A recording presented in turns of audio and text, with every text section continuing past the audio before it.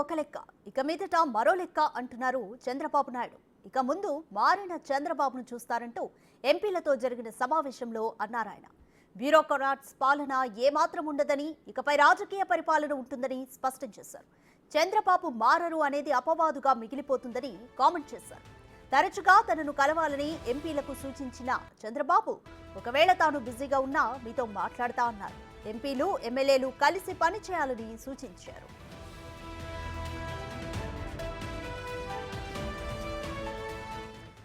More details మా ప్రతినిధి శివ అందిస్తారు. శివ, చంద్రబాబు గెలిచిన ఎమ్మెల్యేలను కలిశారు, ఆప్యాయంగా వారితో మాట్లాడారు, అలాగే పలు సూచనలు కూడా చేశారు, కొన్ని కామెంట్స్ కూడా చేశారు. కంప్లీట్ డీటెయిల్స్ ఏంటి?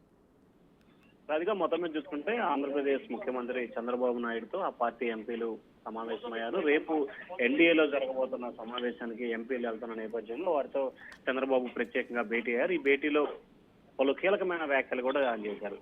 ఇన్ని రోజులు ఒక లెక్క, ఇక నుంచి మరొక లెక్క, మారిన చంద్రబాబుని మీరు ఇక నుంచి చూస్తూ ఉంటారని చెప్పి ఆయన స్పష్టమైన హెచ్చరికలను అయితే మాత్రం ఆయన జారీ చేసిన పరిస్థితి కనిపిస్తా ఉంది. రాష్ట్ర ప్రజల్లో చంద్రబాబు మారరు, చంద్రబాబు ఇంతే అనే అభిప్రాయం కార్యకర్తల్లో, నేతల్లో ఉంది. ఇక మారిపోతున్న చంద్రబాబును ఇక నుంచి చూస్తారు. అలాగే నియోజకవర్గ అభివృద్ధికి సంబంధించి కూడా ప్రతి ఒక్కరూ కృషి చేయాలి. అలాగే ఎమ్మెల్యేలు, ఎంపీలు కలిసి నిత్యం పనిచేసే విధంగా కార్యాచరణ రూపొందించుకోవాలని చెప్పి చంద్రబాబు సూచన చేశారు. అలాగే కార్యకర్తల త్యాగాలు, పోరాటాలు, వారి ఆత్మ బలిదానాల కారణంగానే మనం అధికారంలోకి వచ్చాం.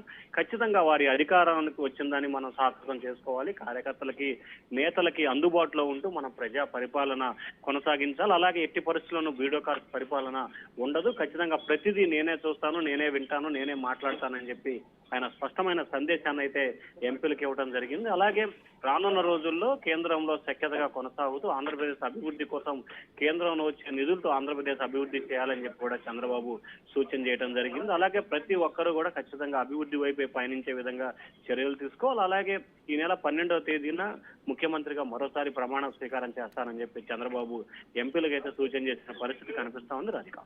రైట్ శివ, ఇక నుంచి మారిన చంద్రబాబును చూస్తారు అనే విషయాన్ని మనం ఏ విధంగా చూడొచ్చు? ఎందుకు ఈ కార్యకర్తలకు అటువంటి కామెంట్ చేశారని అనుకోవచ్చు? ప్రధానంగా చూసుకుంటే గతంలో చంద్రబాబుకు సంబంధించి కూడా 2014 నుంచి 2019 వరకు కూడా ఆయన రాష్ట్ర అభివృద్ధి మీద ఎక్కువ ఫోకస్ పెట్టిన పరిస్థితి కనిపించింది. పార్టీకి సంబంధించి కూడా మిగిలిన నేతలు కోఆర్డినేషన్ చేసుకోవడం, పార్టీపై పెద్దగా ఫోకస్ పెట్టబోవడం అప్పుడు పలు విమర్శలకి దారితీసిన పరిస్థితి కనిపించింది.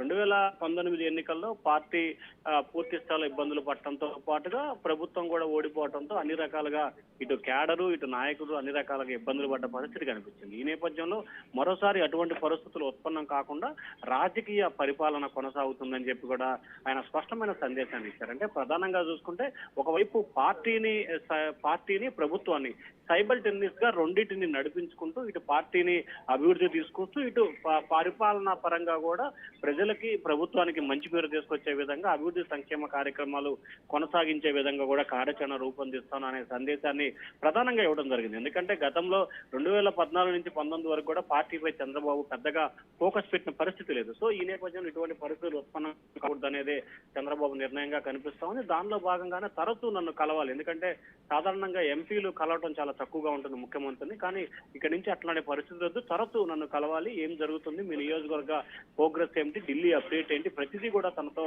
షేర్ చేసుకోవాలి. తాను బిజీగా ఉన్నా కానీ ఖచ్చితంగా మీకు టైం కేటాయిస్తానని చెప్పి కూడా ఎంపీలకు అయితే ఆయన కీలకమైన దిశానిర్దేశం అయితే చేశారు. రాధిక. శివ, పరిపాలనా పరంగా కానీ ప్రభుత్వ విధి విధానాల్లో కానీ ఇక గత పాలన కంటే కూడా చంద్రబాబు ముందు చేసిన పాలన కంటే కూడా ఇప్పుడు ఎటువంటి మార్పులు తీసుకొస్తానని ఆయన సూచించారు? ఖచ్చితంగా ప్రజలకు సంబంధించి అభివృద్ధి సంక్షేమ కార్యక్రమాలు 2014 నుంచి 19 వరకు చూసుకుంటే కనుక సంక్షేమం ఏ స్థాయిలో ఉన్నా కానీ అభివృద్ధి మాత్రం ఎక్కువగా పరుగులు పెట్టింది. తాజాగా చూసుకుంటే ఇక 2019 నుంచి 24 వరకు వైఎస్ఆర్పీ సర్కారుకు సంబంధించి అభివృద్ధి లేకుండా కేవలం సంక్షేమ కార్యక్రమాలతోటే ఇదే మన పరిస్థితి కనిపిస్తుంది. సో ఈ నేపథ్యంలోనే ఇక అట్లా కాకుండా రెండు రకాలు, ఇటు అభివృద్ధి, సంక్షేమం, ఇటు పార్టీకి సంబంధించి కూడా పూర్తి స్థాయిలో అందుబాటులో ఉంటాం. పార్టీ కూడా పూర్తి స్థాయిలో సైబల్ టెన్నిస్ అంటే మూడు, ఇటు అభివృద్ధి, సంక్షేమంతో పాటు పార్టీ కూడా పూర్తి స్థాయిలో కూడా రాష్ట్రంలో నెంబర్ 1 ఉండే విధంగా కార్యాచరణ తీసుకోవాలనేది చంద్రబాబు ఆలోచనగా కనిపిస్తా ఉంది. Thank you Shiva.